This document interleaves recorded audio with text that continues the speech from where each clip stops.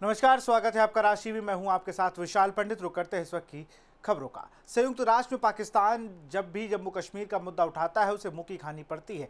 UNSC में पाकिस्तान ने एक बार फिर जम्मू कश्मीर में मानवाधिकार उल्लंघन का मामला उठाया तो भारत ने स्थायी प्रतिनिधि पी हरीश ने जमकर पाकिस्तान को लताड़ लगाई। भारत राजदूत ने कहा कि हम पाकिस्तान से अपील करते हैं कि वो अवैध कब्जे वाले क्षेत्र में मानवाधिकार उल्लंघन खत्म करे, जहां जनता पाकिस्तान के सैन्य कब्जे, दमन, क्रूरता और संसाधनों के अवैध दोहन के खिलाफ खुलकर विद्रोह कर रही है। भारतीय दूत हरीश ने कहा कि मैं इस बात पर जोर देना चाहता हूं कि केंद्र शासित प्रदेश जम्मू कश्मीर भारत का अभिन्न और अविभाज्य अंग है और ये हमेशा रहेगा। जम्मू कश्मीर के लोग भारत के लोकतांत्रिक परंपराओं और संवैधानिक ढांचे के अनुसार मौलिक अधिकारों का प्रयोग करते हैं। हम निश्चित रूप से जानते हैं कि ये अवधारणाएं पाकिस्तान के लिए अजनबी हैं। बेनकाब हुआ पाकिस्तान ना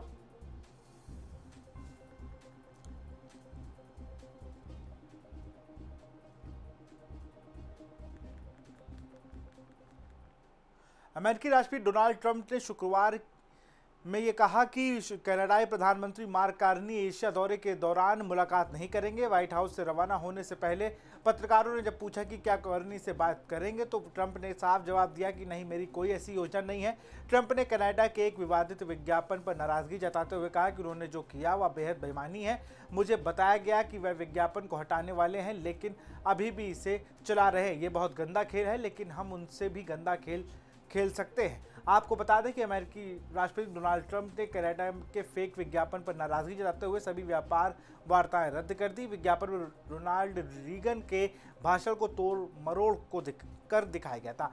कनाडा से खफा ट्रंप ने ये वार्ताएं रद्द कर दी थी।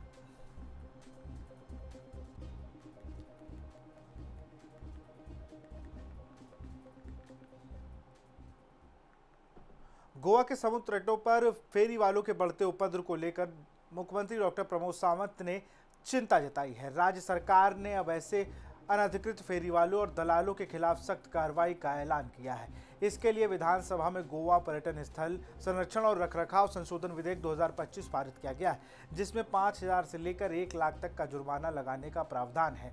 गोवा के प्रसिद्ध समुद्र तटों पर पिछले कुछ समय से अनधिकृत फेरी वालों का उपद्रव बढ़ता जा रहा है। कई स्थानों पर पर्यटकों ने शिकायत की है कि वह फेरी वाले आक्रामक तरीके से वस्तुओं को बेचने की कोशिश करते हैं और बीच पर आने वाले लोगों की शांति भंग करते हैं। सबसे ज़्यादा शिकायतें उत्तरी गोवा के अरम्बोल बीच से मिली हैं, जहां स्थानीय लोग और पर्यटक दोनों ही इन फेरी वालों के व्यवहार से परेशान हैं। सरकार इस पर सख्त रुख अपनाते हुए नया संशोधन विधेयक पारित किया है। अब अगर कोई फेरी वाला बिना अनुमति के बीच पर बिक्री करता पाया गया तो उसे 5,000 से लेकर 1 लाख रुपए तक का जुर्माना भरना पड़ सकता है। तो वहीं इस मामले पर सीएम सावंत ने कहा कि ऐसे लोगों ने न केवल पर्यटन की छवि खराब कर रहे हैं बल्कि राज्य की शांति और सुरक्षा के लिए भी खतरा बनते जा रहे हैं। इनके ऊपर कड़ी से कड़ी कार्रवाई की जाएगी।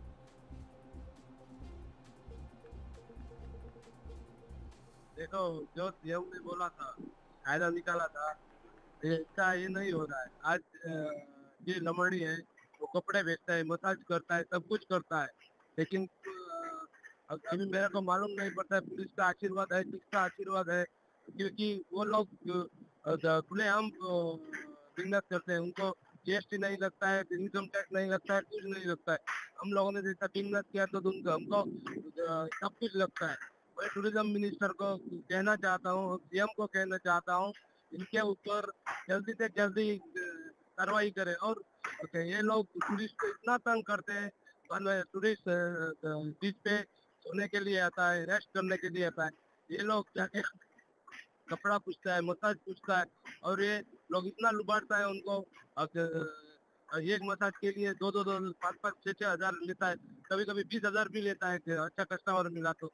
इसलिए ये लोग पूरा टूरिज्म स्पॉइल कर रहे हैं गोवा में। इसलिए मैं गुजारिश करता हूँ हमारे गृह मंत्री को, जो सब कायदा बनाता है, आज गोवा में पूरा कायदा लेफ्ट हो गया है। तो इसको मैं सीएम को बोलता हूँ, इसके ऊपर जल्दी से जल्दी कार्रवाई करे, नहीं तो टूरिज्म है जो खत्म होने वाला है। ये उपद्रव इनका दिन ब दिन बढ़ रहा है और इधर टूरिज्म खत्म होने के दौर पे आया है। टूरिस्ट दिखता ही नहीं। अभी सब लोगों का धंधा पानी सब खत्म होने को आया इन लोगों हॉकर की वजह से। इनको ये कुछ ये करता नहीं। और एक्शन ऐसा लगता है कि थोड़ा डिपार्टमेंट पुलिस डिपार्टमेंट गवर्नमेंट सब टूरिज्म का सबको हफ्ता दे के इनका ये धंधा चालू है। ऐसा ही ये करता है इनका प्रोस्टिट्यूशन। ये ड्रग हमारे गांव का नाम खराब होता है। इन लोगों का कुछ नहीं जाता, इनको सिर्फ पैसा मांगता है। और कोई उनका ये रहता है, ठेकेदार रहता है ना, उनको ये पैसा देता है। और ये माफिया राज चालू है उन लोगों का। सब गोवा के कोस्टल बेल्ट में कब्जा कर रखा है इन लोगों ने। इसी और अधिक जानकारी के साथ हमारे सहयोगी अक्षय ठाकुर हमारे साथ जुड़े हुए हैं। अक्षय, अगर बात की जाए तो गोवा में अब पर्यटकों का आना शुरू हो चुका है। बहुत बड़े स्तर पर पर्यटक आ रहे हैं और वहाँ पर इस तरीके की ये बात होना कि फेरी वाले मनमानी कर रहे हैं, साफ साफ शब्दों का प्रयोग किया जा रहा, गुंडई कर रहे हैं, जो किसी भी पर्यटन स्थल के लिए बहुत खराब मैसेज जाता है। सीएम सावंत ने उस पर लेकर विधेयक जरूर पास कर दिया है, लेकिन धरातल पर उसको उस विधेयक को उतनी मजबूती से वो लागू हो, इसकी भी देखरेख होनी चाहिए।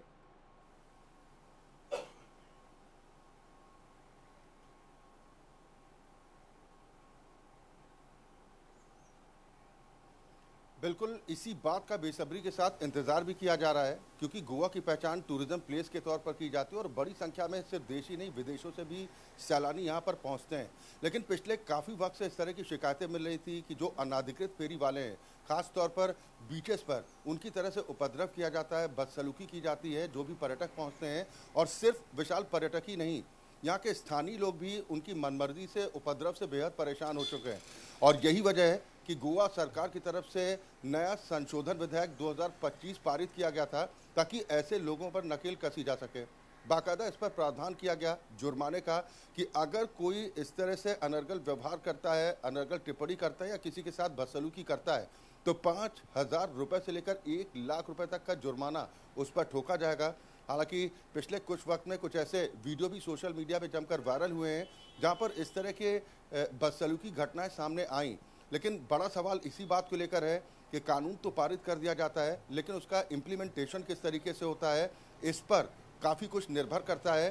क्योंकि इस तरह के जो फेरी वाले हैं जो अनाधिकृत तौर पर दबाव बनाते हैं ताकि उनके सामानों को जो पर्यटक यहाँ पर घूमने आते हैं वो किसी तरीके से खरीदें, उन पर दबाव बनाते हैं, उन्हें कई बार धमकाने की कोशिश के आरोप भी इन अवैध फेरी वालों पर लगते हैं। ऐसे में अब सरकार ने स्पष्ट कर दिया कि अगर जो भी अनाधिकृत तरीके से कोई फेरी वाला बीचेस पर अगर सामान बेचता भी अगर पकड़ा जाता है तो उस पर 5,000 रुपये से लेकर 1 लाख रुपए तक का जुर्माना ठोका जाएगा। यानी सरकार ने नया संशोधन कानून पारित करके ये तो साफ कर दिया कि ऐसे लोगों के खिलाफ सख्त कार्रवाई की जाएगी, लेकिन इस पर पूरी तरह से अमल कब तक होता है और साथ ही ऐसी घटनाएं कब तक पूरी तरह से उन पर विराम लगता है, ये देखना दिलचस्प होगा विशाल। क्योंकि बड़ा सवाल ये है कि सिर्फ फेरी वाले अरम्बोल बीच नहीं है, जितने बीचेस हैं, जितने भी टूरिस्ट स्पॉट गोवा पे हैं, ये पहली चीज़ तो इनकी क्या पहचान है, क्या इनकी नागरिकता है, इस पे भी सवाल उठता है। कई राज्यों में ऐसी चीज़ें हो चुकी हैं जहाँ पर कई संदिग्ध गिरफ्तार भी हुए हैं, जो लोकल वहाँ पर कोई टैक्सी चला रहा है, कोई कुछ कर रहा है। गोवा में बाहर विदेश से भी पर्यटक बहुत आते हैं और वहाँ पर इस तरीके से लोग जिस तरीके से मनमानी करते हैं, अपनी चीज़ को बेचने के बजाय उन पर थोपने का प्रयास करते हैं और फिर उनसे जब वो कोई पर्यटक मना करता है तो उनसे मिसबिहेव करते हैं, तो जिससे गोवा की छवि को जो पर्यटन बढ़ रहा है उसको अगर हम बात करें जैसे कि पर्यटन में बहुत ज़्यादा गिरावट आई है, उसकी एक वजह ये भी मानी जा रही है क्योंकि एक तो टैक्सी वालों का सब रहता है, दूसरी तरफ अगर फेरी वाले भी ये करने लगेंगे तो गोवा में लोग क्यों आएंगे, इसको भी सीएम ने ध्यान में रखा है।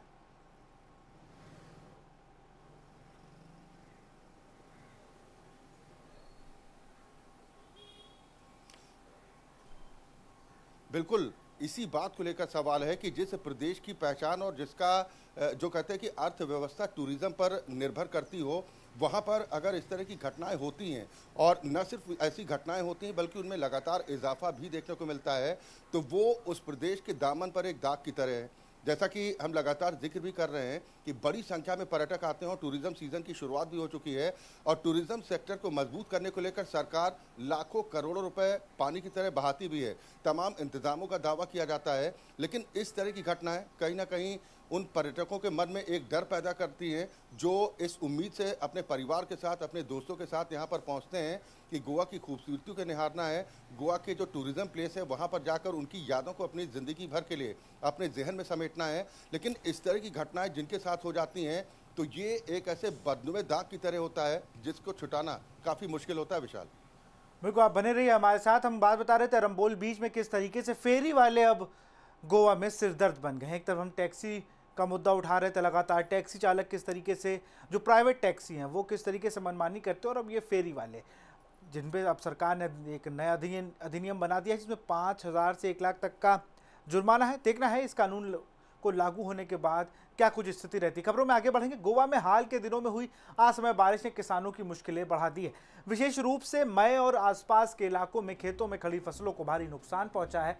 लगातार बदलते मौसम और अनियमित वर्षा ने न केवल किसानों की मेहनत पर पानी फेर दिया है बल्कि आर्थिक स्थिति को भी गहरा नुकसान पहुंचाया। गोवा राज्य के कृषि मंत्री ने बताया कि इस वर्ष बड़ी संख्या में किसानों ने खाली पड़ी जमीन को जोड़कर खेती शुरू की थी। सरकार की पहल और किसानों के बढ़ते उत्साह से उम्मीदें बंधी थी कि इस बार कृषि उत्पादन बेहतर रहेगा, लेकिन अचानक हुई तेज बारिश और नमी की अधिकता के कारण धान, मक्का और सब्जी की फसलें बर्बाद हो चुकी हैं और कई जगहों पर खेतों में पानी भर गया है, जिसमें मिट्टी की गुणवत्ता पर भी गहरा असर पड़ा है। मुख्यमंत्री ने कुछ दिन पहले ही जलवायु परिवर्तन के बढ़ते प्रभाव चिंता जताई थी। अब उसी का असर प्रदेश की खेती पर साफ तौर पर देखा जा सकता है। किसानों का कहना है कि मौसम का बदला मिजाज अब खेती को अस्थिर बना रहा है, जिससे योजना कठिन हो गई है।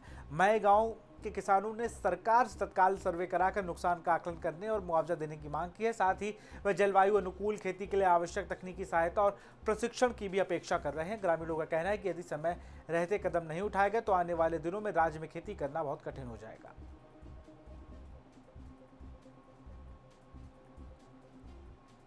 अभी गोवा में भारी बारिश हो रहा है, 5-6 दिन हो गया। उसके वजह से हमारे चावल का खेती है, इसको बहुत बुरी तरह से हमारे अभी हालत हो गया है, बहुत हमारा नुकसान हो गया है। अभी गोवा में लगभग मई महीना 13-14 तारीख से बारिश चालू हुआ था, तो अभी आज 23 तारीख अक्टूबर की हो गई, फिर भी एक ऐसा कंटिन्यूस ऐसा बारिश ये गोवा में गिर रहा है। ये बारिश समाधानकारक हो गया, इसलिए इस साल खेती बहुत अच्छी थी हमारी। लेकिन अभी 4-5 दिन पहले जो भारी बारिश हो गया, इसके वजह से पूरा खेत वाले को बहुत नुकसान हो गया है। अभी पूरा खेती पानी में डूब गई है और नीचे गिर गई है। बिजली की बढ़ती खपत और बर्बादी को रोकने के लिए गोवा सरकार ने एक अनोखी पहल शुरू की है। सार्वजनिक कार्य मंत्री सुदीन धाविलकर ने शुक्रवार को घोषणा की कि राज्य में अब शाम 5 बजे से 9 बजे तक की बिजली का अत्यधिक उपयोग करने वालों पर 20% अतिरिक्त टैक्स लगाया जाएगा। वहीं जो उपभोक्ता बिजली की बचत करेंगे उन्हें समान अनुपात पर 20% छूट दी जाएगी। धाविलकर ने बताया कि यह योजना ऊर्जा संरक्षण को बढ़ावा देने की और बिजली मांग के चरम समय यानी पीक आवर्स में लोड कम करने के उद्देश्य से तैयार की गई। उन्होंने कहा कि सरकार ने पिछले 2 वर्षों से इस नीति पर अध्ययन किया और अब इसे दिसंबर से लागू करने की तैयारी है। इसका मकसद जनता की बिजली बचत को लेकर जागरूकता बढ़ाना है। मंत्री ने स्पष्ट किया कि विभाग उपभोक्ताओं की बिजली खपत का विश्लेषण स्मार्ट मीटरिंग सिस्टम के जरिए करेगा, जिससे यह तय किया जाएगा कि किस उपभोक्ता निर्धारित समय से अधिक या कम बिजली का उपयोग किया। उन्होंने बताया कि यह योजना न केवल बिजली की बर्बादी पर लगाम लगाएगी बल्कि राज्य के बिजली वितरण ढांचे पर पड़ने वाले दबाव को भी कम करेगी। धाविलकर ने लोगों से अपील की है कि वह इस नीति को दंड रूप में नहीं बल्कि ऊर्जा संरक्षण के प्रति जिम्मेदारी के रूप में देखें। इस पहल से गोवा देश का पहला ऐसा राज्य बनेगा जहाँ ये होने जा रहा है जो बिजली की खपत के आधार पर टैक्स और इनाम मॉडल लागू करने जा रहा है।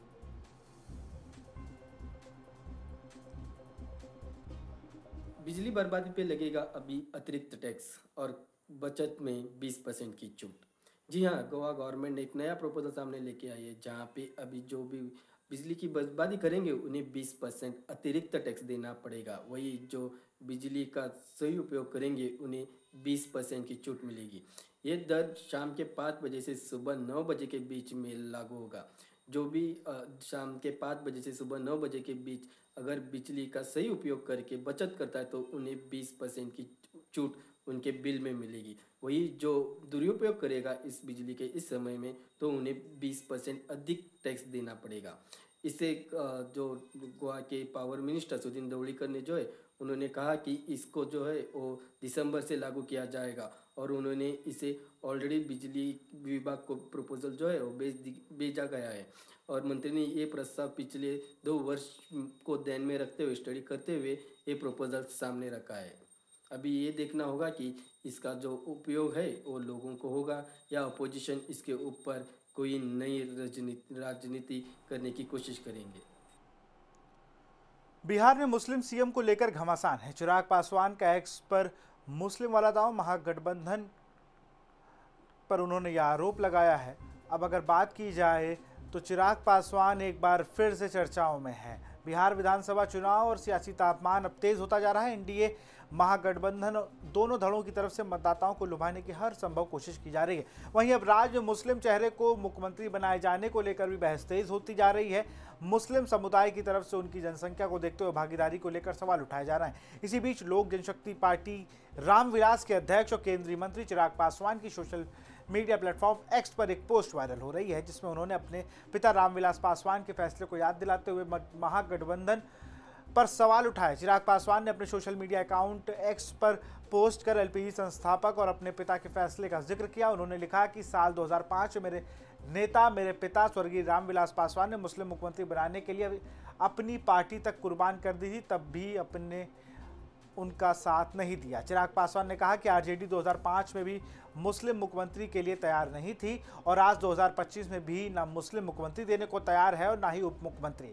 मुस्लिम समाज को संबोधित करते हुए चिराग पासवान ने कहा कि अगर आप बंधु वोट बैंक बनकर रहेंगे तो आपका सम्मान और भागीदारी आखिर कैसे मिलेगी।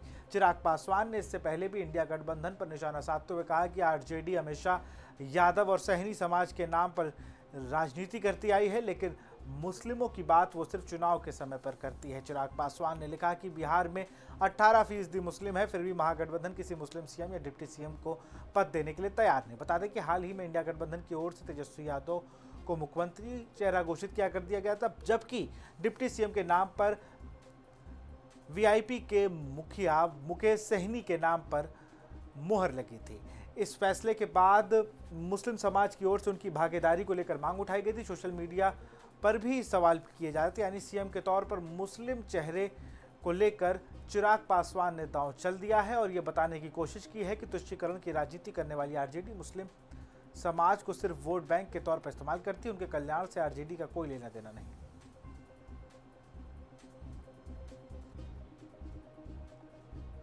और इसी खबर पर अधिक जानकारी के साथ हमारे सहयोगी अक्षय ठाकुर जुड़े। अक्षय का रुख करेंगे। अक्षय, अगर बात हम करें चिराग पासवान की, तो चिराग पासवान मुझे लगता है कि उस रोल में है कि वो गुड बुक्स में बीजेपी की रहना चाहते हैं, लेकिन ये जो उनका पोस्ट है ये कहीं उन पर बैकफायर ना कर जाए। बिहार की राजनीति को जितना आसान चिराग पासवान एक एक्सपोज से समझ रहे हैं उतनी है नहीं। अगर उतनी आसान होती तो चिराग पासवान के कम से कम 10 से 20 विधायक होते, लेकिन ऐसा नहीं है। बिहार की राजनीति में मुस्लिम, भूमियार और सबको देखा जाता है। अगर अब आप आरजेडी से इस विजय पे आप करो कि आप डिप्टी सीएम, तो क्या जो पासवान समाज है, जो पिछड़ा वर्ग है, वो भी ये कह सकता था कि भाई चिराग पासवान अपनी पार्टी से किसी नेता के लिए उप मुख्यमंत्री पद की मांग करें, लेकिन चिराग पासवान ने ऐसा ना करके एक दूसरे ही वर्ग को प्रमोट करने की बात कही। तो फिर घूम फिर के बात आ गई कि मेरा वर्ग कहाँ पे है। ये वही चिराग पासवान है जिन्होंने ये बयान भी दिया था कि जो लोग समृद्ध हो जाए उन्हें आरक्षण छोड़ देना चाहिए। तो चिराग पासवान हनुमान की भूमिका में है या किसी और की, ये आप बता दें।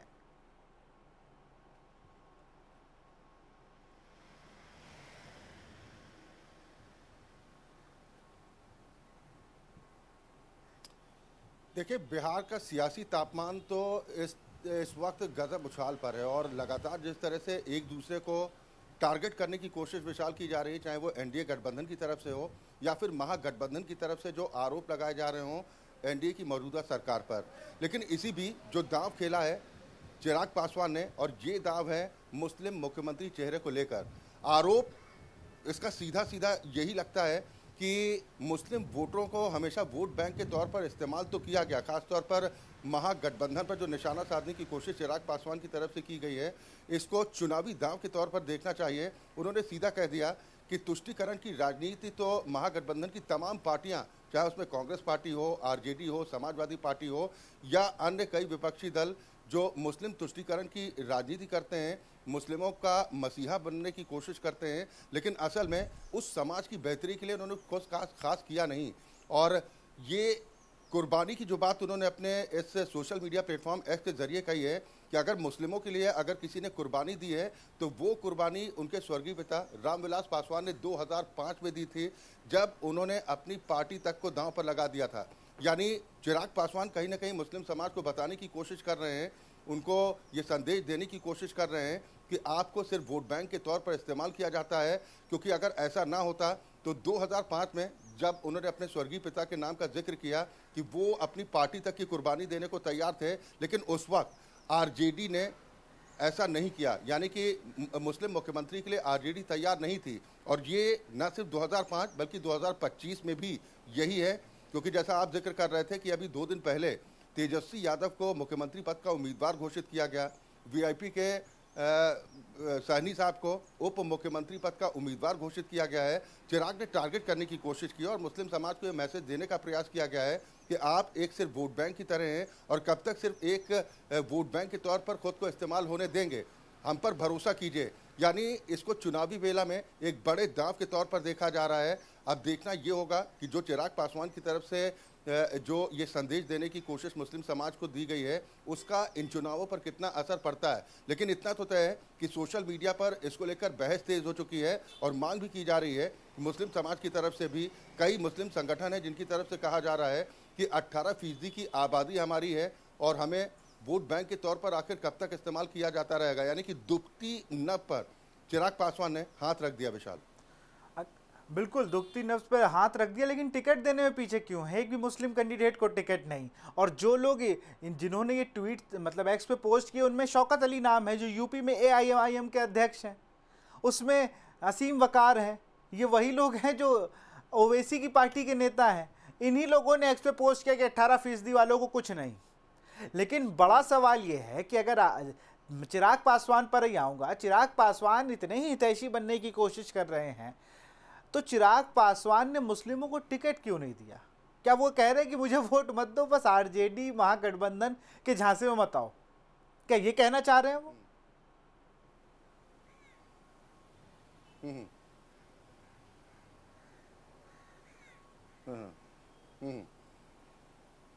नहीं, देखिए उनके कहने का मतलब शायद यही है कि वो जो कहते हैं ना कि एक तो MY फैक्टर की जो बात की जाती है, चाहे उत्तर प्रदेश में समाजवादी पार्टी की बात हो, और MY फैक्टर के आधार पर उत्तर प्रदेश में समाजवादी पार्टी की सरकार बनी है, इसमें कोई दो राय नहीं है।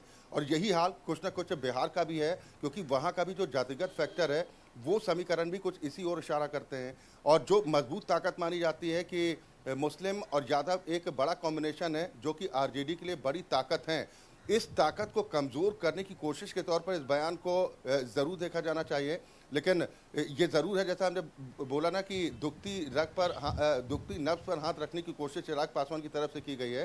हालांकि जो जिक्र आपने इस बात को लेकर किया कि आखिर टिकट क्यों नहीं देते हैं, यह आरोप विपक्ष की तरफ से भारतीय जनता पार्टी पर भी लगाया जाता है कि अगर मुसलमानों की हित की बात बीजेपी अगर करती है, सबका साथ सबका विकास की बात करती है, तो आखिर एक भी टिकट क्यों नहीं दी जाती मुस्लिम समाज के लोगों की तरफ से।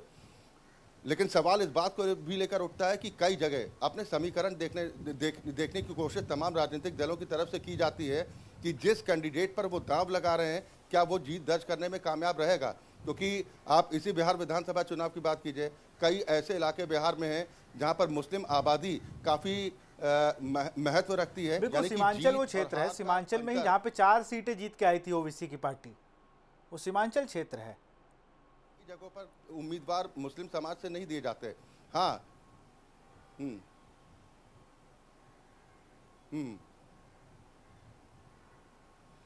बिल्कुल, सीमांचल की बात की जाए, देखिए मुस्लिमों का रहनुमा बनने की कोशिश तो तमाम दलों की तरफ से की जाती है, जिसमें AIMIM का जिक्र अगर आप कर रहे हैं तो उस पर तो आरोप यही लगते हैं कि एक पार्टी जिसका नाम ही सिर्फ ऑल इंडिया मुस्लिम मुत्तहिदाल मुस्लिम करके है, AIMIM करके है, अगर जिस पार्टी का नाम ही मुस्लिमों के रहनुमा के तौर पर किया गया हो तो क्या वो दूसरे समाज का वोट नहीं चाहती? तो सवाल इसी बात को लेकर भी उठते हैं ना कि रहनुमा बनने की कोशिश तो की जाती है, लेकिन मुस्लिमों का भला आखिर कितना हुआ, और इस बात का कहीं ना कहीं मुस्लिम समाज ये में बिहार दर्द भी चुनाव देखने में को ही मिलता पता है। चलेगा कि मुस्लिम की शोर है और बेसिकली मतदाता की शोर है। बहुत बहुत शुक्रिया आपका तमाम जानकारी के लिए अक्षय। तो खबरों में आगे बढ़ते हैं। जयपुर के नए पुलिस कमिश्नर सचिन मित्तल ने कमिश्नरेट पहुंचकर पदभार ग्रहण किया। इस दौरान उन्हें गार्ड ऑफ ऑनर दिया गया। इस दौरान जयपुर के पूर्व कमिश्नर बीजू जॉर्ज जोसेफ भी मौजूद रहे। इस दौरान कमिश्नरेट के सभी आईपीएस अधिकारी, एडिशनल डीसीपी, एसीपी और सीआई मौजूद रहे। मित्तल ने अपने पहले दिन सभी अधिकारियों की बैठक ली और लॉ एंड ऑर्डर को लेकर अपना प्लान साझा किया। इस दौरान commissioner operation Rahul Prakash, additional commissioner doctor Rajeev Prachar, additional police commissioner crime Manish Agarwal, Yogesh Goyal समेत चारों जिलों के डीसीपी मौजूद रहे। पुलिस कमिश्नर सचिन मित्तल ने मीडिया के सवालों का जवाब देते हुए कहा कि क्राइम पे कंट्रोल उनकी पहली प्राथमिकता रही। किसी भी प्रकार का अपराध होने पर तत्काल टीम को रिस्पॉन्ड किया जाएगा, माफ करिएगा, रिस्पॉन्स किया जाएगा। समय पर अगर पुलिस क्राइम सीन पर पहुंच जाती है तो उस पर काम करना शुरू होगा। ऐसे में केस निपटने की संभावना बढ़ जाती है। उन्होंने कहा कि साइबर क्राइम एक बड़ी चुनौती है जिस पर हर प्रकार से काबू पाने की जरूरत है। इसलिए हमारी संकल्प रहेगा कि लोग साइबर क्राइम से बचे। इसके लिए जागरूकता बहुत जरूरी है। समय समय पर इसको लेकर कार्यक्रम भी आयोजित किए जाएंगे। जयपुर